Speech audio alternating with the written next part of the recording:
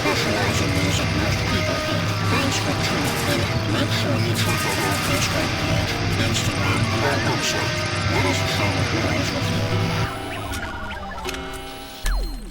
Yo, this is John from Noise Dosage Media, and this episode is brought to you by Begrudgingly Benny.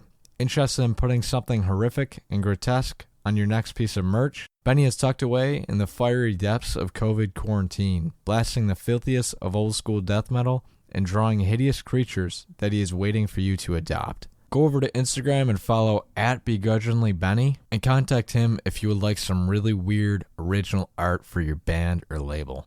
Super professional, highly recommended. What's your day job versus music and art? I work in wine label printing at the moment. We get people's artwork in and I sort of deconstruct it and make it work for the presses. But there's a bit of graphic design in that and stuff. So yeah. Now, do you draw it or is it all digital design? Bit of both. I don't work much in natural media anymore, especially not in my day job. That's all digital. It's just easier for a work environment, really, right. Especially with making changes for clients and customers and stuff like that. Yeah, I definitely, after you sent me that stuff, I was like, holy crap, dude. Like, this guy must do it as a day job. So props to you. I love it. Thank you. So first question here, being that Vile Crone is a solo project, how is, this made it easier or difficult in the writing or producing process? Well, I'm someone who creatively likes to generally work alone. I kind of want to be in control of all those little bits. So when I'm in a team environment, it's like, I kind of let the team do whatever they want and I'll just go along with that. But when it's my own thing, I want to be in full control. Right. So that's got positives and negatives.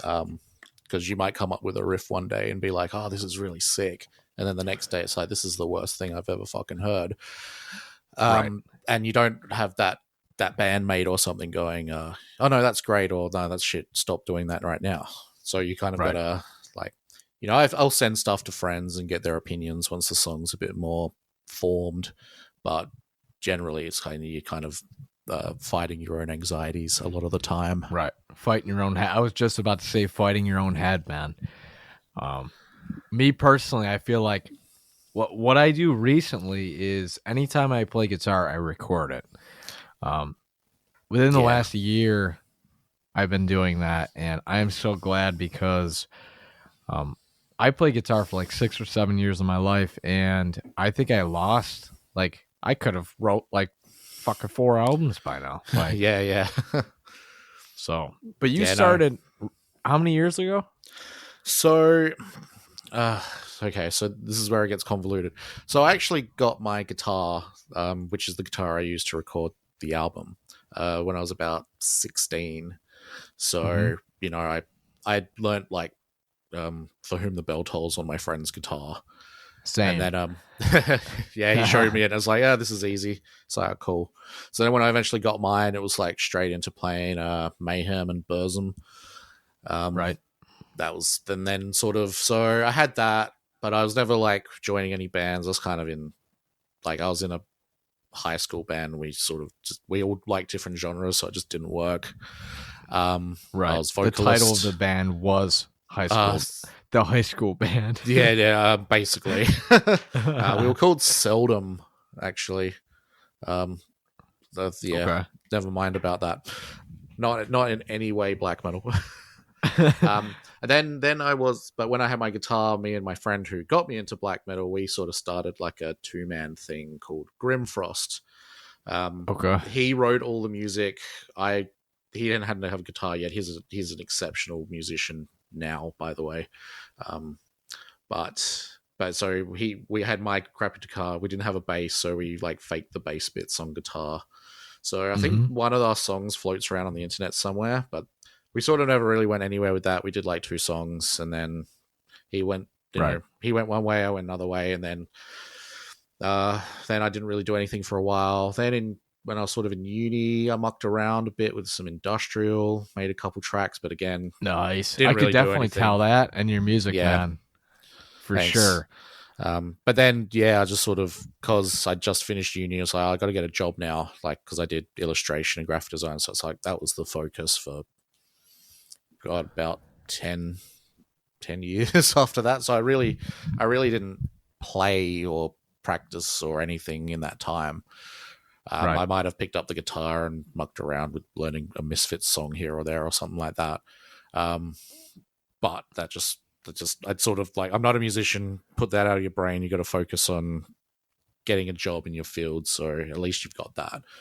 Right. But now that I've sort of done that and I've been in that job for a little while, it's like, well, now I'm kind of bored of drawing, and like I've got the visual creative-ish job. So then let's move on to do this thing that you kind of wanted to do. So, because it's always been a dream of mine to do a self-recorded album where I did everything, just bucket list sort of stuff. And so I thought, fuck it. The one thing that I love, I've said it multiple times, is like you have a concept, and like even through your animations and music videos, like it's deep. Like not a lot of bands do that. Like they do deep lyrics, but there's nothing more to it. Like you have artwork that like follows through every song.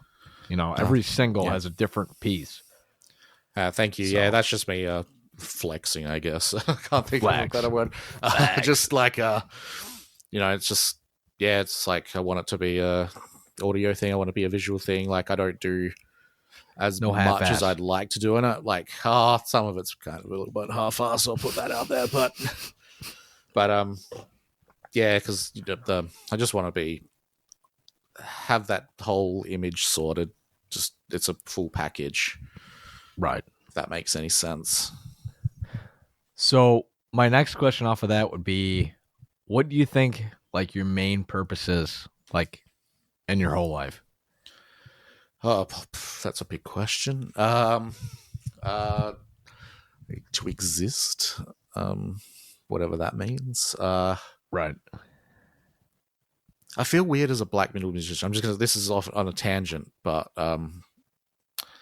because I'm Australian, I don't have that sweet Norwegian accent. So, like interviewing a black metal band, sounds too nice.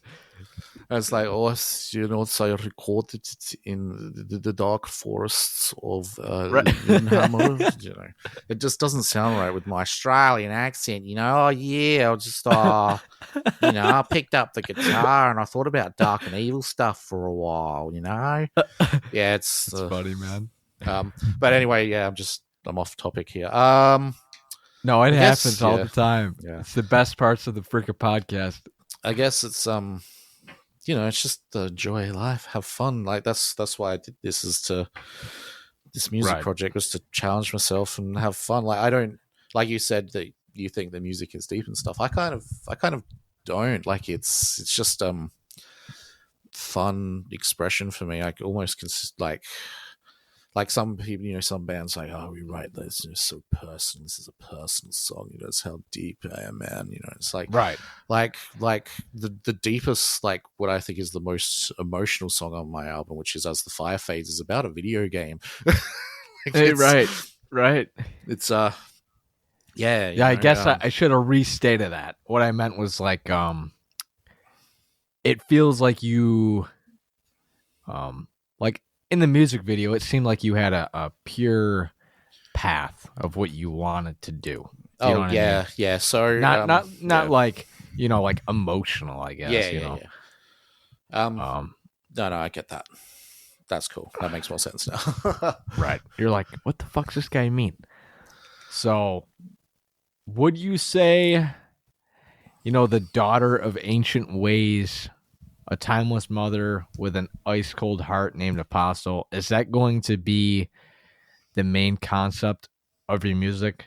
Are you gonna are you dead set on that? I think like she, I just call her the Vile Crone. I don't really have a name for the character. It's just kind of like so it sort of comes. I came up with the album artwork basically after I had recorded the first song. Mm-hmm. because I was like, oh, I was excited, so I got to do the album. And I tend to do pin-up style art for myself, like, you know, just cool chicks and stuff like that. So I thought, that's, you know, that sort of album cover came pretty much straight away. So then I came up with the name later, so they just sort of tied in well enough. You know, black magic and paganism and anti-Christian-y sort of stuff. And so, yeah, it's all sort of evolved from there. And I wrote the song Apostle already having that album artwork and had the film clip in mind, based off of like movies like The Witch or The Witch and, you know, The Crucible and stuff like that. And yeah, it was just a matter of executing it, which is a timely process. I'm just going to put that out to anyone. If they're thinking about animating their own film clip, just don't. Right. Right. It took it like it took me longer to do the animation than it did to actually write a whole album of music. But I was going to ask you about that because, like, how do you even go about that? Is my question. Like, do you have to draw? Yep. So I like it. It really depends on how you want to animate and what you're animating. But so I taught myself how to animate. This is the first time I've done a full length animation. I've sort of done little clips and pieces and stuff for work or people. But yeah, so I drew all the individual scenes I wanted to happen. And then you sort of drop it into After Effects, which is a great program. Sounds like a plug, but it's not. And you just got to make sure, you know, you got your characters' limbs and stuff all separated so you can move them to what you need them to move and stuff like that. So that all that bit's quite fun. It's just it took ages because, like, you think, you know, it might take a couple hours. You know, it might take a total of 3 hours to draw a scene, sort of get it in, animate it, tweak it, stuff like that, and that scene is a second long out of like a 7-minute video. It's, yeah. Now, would you say, do you take the same image and videotape it at different angles, or do you have to draw the same image like multiple times? The way that with After Effects, it's great because, like, essentially you can draw a scene and then, like, I'll have to draw, if I want a different angle, I'd have to draw that scene. How I did it, it's kind of like a cross between old techniques and new techniques. I didn't do like the traditional style of like, you know, the character arm moves a bit, then it's a new image. Like, I can animate that whole limb easy enough. It's, but yeah, so based on the shot or scene I wanted, I'd set all that up and then drop it in and make them move how I wanted to. Right. There's only one scene where I had multiple, like, old school style stuff, which is the scene where she's bludgeoning the dude to death with her own severed head. That's the only scene where I did that, just because I couldn't think of a better way to do it without learning a whole bunch of 3D animation that I didn't want to do. Right. Yeah, exactly. Yeah, that video fucking blew my mind. Like, and that doesn't happen a lot for me. Like, it feels like a lot of, not to say this to attack any bands or anything, but it seems like a lot of music videos in specific, like, there's a formula that's always done. You know, like, you know, either the white backdrop in like a music video, or like doing a music video in a barn or something. You know, like. But seeing that, it just seems super fresh. So, thank you. Props to you. that is something I wanted to avoid. Black metal in particular is pretty guilty of someone wandering around in a forest video clips. Yeah. You ain't doing that? No, not yet. I probably will, just for a laugh. Oh, see, but you gotta like stick to tradition sometimes, you know. Right. No, and I wanted to avoid that, and I'm sort of still trying to avoid necessarily having like my face be part of the band. Like, who cares? Just some guy. Right. Yeah, I was so hesitant when I asked you to like draw me like that. I was debating on that for like a month because I didn't want Yeah. to have my face a part of the whole thing for the longest time, and I'm like, you know what? Like, why not? Like, Yeah. why not? Now I'm getting to that point now. I'm gonna get one of my friends to do some photo shoot at some time, at some stage in the future, probably for the next album, whenever that is. Right. So, speaking of like black metal and stuff, what's your Yep. favorite Dark Throne album? Yeah, I commented this in the written Right. interview. Actually, is Yep. that's a funny line from an interview with Fenris of Dark Throne. He's like, people are always asking me, what's your favorite Dark Throne album? So, it reminded me of that, made me laugh. Yeah, no, look, I always go back to, I'm going to blank on every album name now. Transylvanian. They're all good. Fuck, I'm messing it up. Yeah, no, it's a Transylvanian Hunger. Actually, that's out of the albums I've listened to, that's probably been my least favorite. And I know that's controversial because everyone loves Transylvanian Hunger. And like, I respect what it is.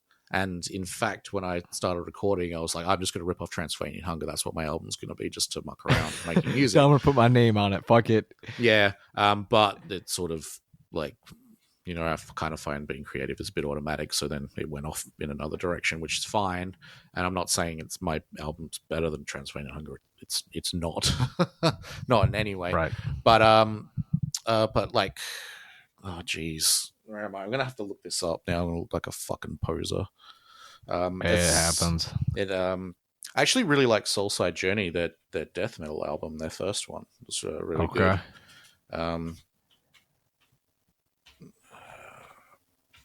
Because actually, also their latest album, Old Star, was really good. My favorite track, I think, by Dark Throne is Valkyrie. Like when I first heard that was just so different. It's like lots of clean vocals, and it's just 80s fun metal. Right. It's so good. Have you heard that track? I honestly have not. To be honest with you, I do not listen to a lot of that band. Yeah, I got into them for a little bit, and I'm like, I'm gonna move on a little bit. Yeah, no, that's fair enough. No, I love them. It is my favorite Dark Throne album. Is essentially the first black metal one. A Blaze in the Northern Sky, like that first track. It's a goodie. It's good. It's good stuff. Yeah. Where the hell? I'm trying to think where you posted that. The Typo Negative question I had. Yep. Favorite album by them. I've been getting into them a lot lately. Yeah, I don't know what it is. Great. They are freaking amazing. They are. Favorite song, favorite album. Probably October Rust. Like, it's just so solid from start to finish. Yep, like, totally agree. Like, I love Typo Negative, but like some of their albums, like I can skip over these tracks or whatever. But October Rust is kind of like just front to end. It's just great. My favorite song. What's like I know there's like a large amount of albums that they have. With me being a new fan, what's a song that I probably haven't listened to that would be like a number one for you? That's not like mainstream, you know what I mean? I really love Pyretta Blaze off of World Coming Down. Okay. I haven't heard of that one. I know I have not. That's a good track. Okay. Yeah, write that down.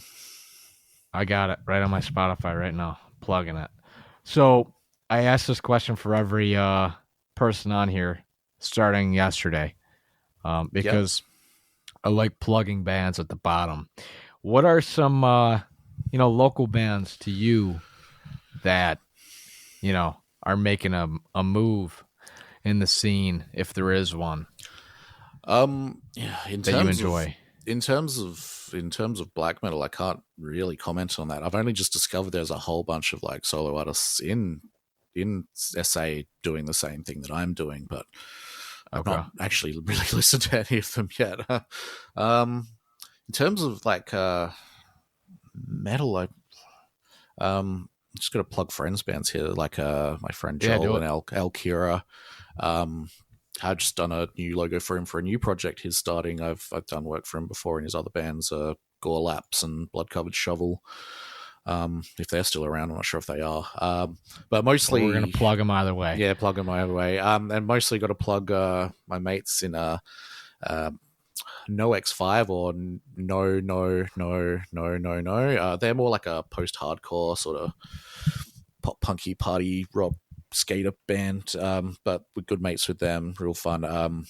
He's the guitarist in that. Luke is actually who I get to check over my tracks, and he helped me with my animation, with feedback and stuff like that. So yeah, good friends with them, and other drummer friend mates band Draining. They're more like a shoegaze, post punk style, really really depressing music. It's great.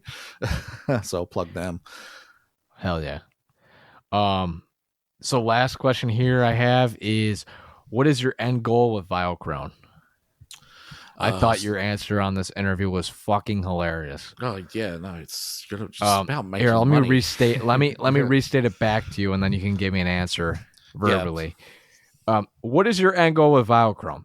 To sell out as soon as possible and be Nickelback big. Yeah, definitely. like everyone gives Nickelback shit, but it's like, well, Chad Kroeger's living his dreams. So you can trash him all he's want. He's already won. Oh my god. Well, the funniest thing about that, I hope I'm gonna mute. Well, no, I'm gonna keep it on here. The first ever concert I ever went to. Guess who it was? Gotta say Nirvana. Nickelback. Nickelback. Look, that's fine, man. Yep. And I don't know what the fuck. Well, I got dragged there by some freaking out of town family. Come on. They're like, hey, there's a concert in town. And I'm like, yeah, Dad, let's go. So that's what we did. But they figure you out's on the right track. Yep. Look, they do their thing. Look at this photograph. No, you can't worry about the hits. They got to have some sleeper tracks on those albums. They're big for a reason.